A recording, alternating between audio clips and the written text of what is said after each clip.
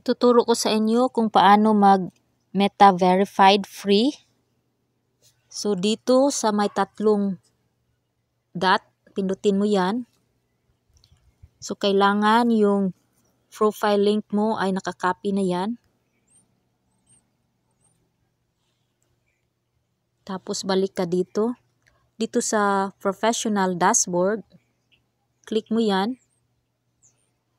Scroll down. Hanapin ninyo yung creator support. Click mo yan. Dito sa account management, pindutin mo yan. Tapos dito sa blue verification badge, pindutin mo yan. About verification badges. So click mo yan. At hanapin mo yung how pages or profiles are verified. Click mo yan. Ito na kayo sa help center. Hanapin yung fill out this form. Dito. So dito sa verify your page or profile, or what are you verifying? So sa akin, profile. Tapos yung link mo.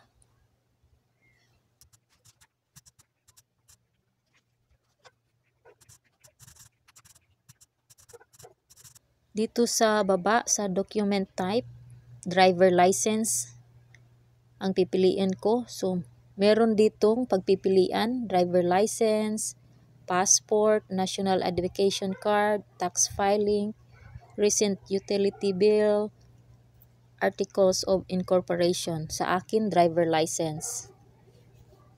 So hanapin ko yung add document. So hanapin mo yun sa gallery mo. Choose files. Ito na yun.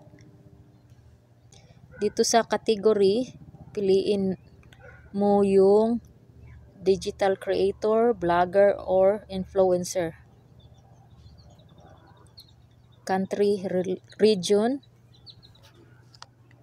Nandito ako sa USA. So, United States.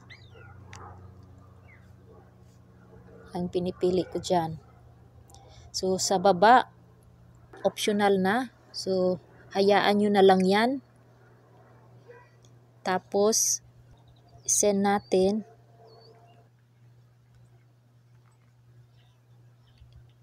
So, ayan, nakasend na siya. Pagkatapos nyan, guys, meron kang marireceive na email galing kay Meta sa email address mo. So, doon mo malalaman kung na-verified ka na.